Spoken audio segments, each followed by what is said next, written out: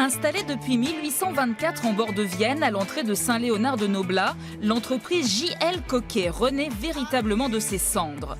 En 2014, elle survit à un redressement judiciaire. En 2017, elle essuie un grave incendie. Pourtant aujourd'hui, elle se porte mieux que jamais. C'est vrai qu'on a dû remonter nos manches, tous. Tout le monde a fait beaucoup d'efforts pour remonter la pente.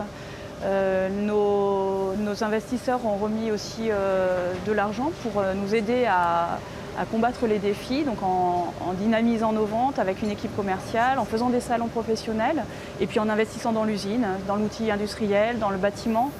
Lors de l'incendie de 2017, la manufacture déplore la perte de 13 500 moules de fabrication. Il a fallu tout recréer.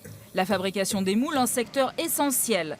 De plus en plus, l'entreprise se voit confier la création de modèles sur mesure. Qu'est-ce qui vous plaît dans votre métier ? C'est la diversité des pièces. On ne sait jamais sur quoi on va tomber, comment on va procéder pour la fabriquer. Donc voilà, c'est toujours de la recherche et c'est assez intéressant pour ça. On ne sait jamais aussi comment la pièce va sortir puisqu'on doit la déformer avant de la cuire. La cuisson, justement, c'est le secret de la porcelaine de Limoges.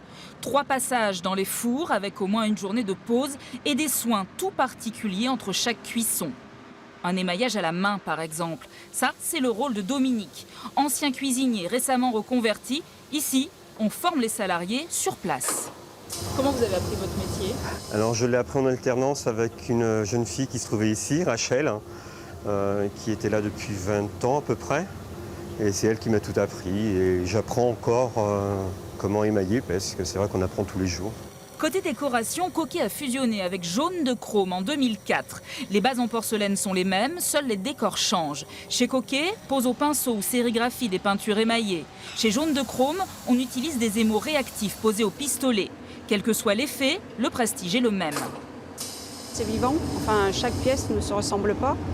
Et quand on les voit soit à la télé ou dans les restaurants, on est fiers de se dire c'est peut-être moi qui l'ai fait.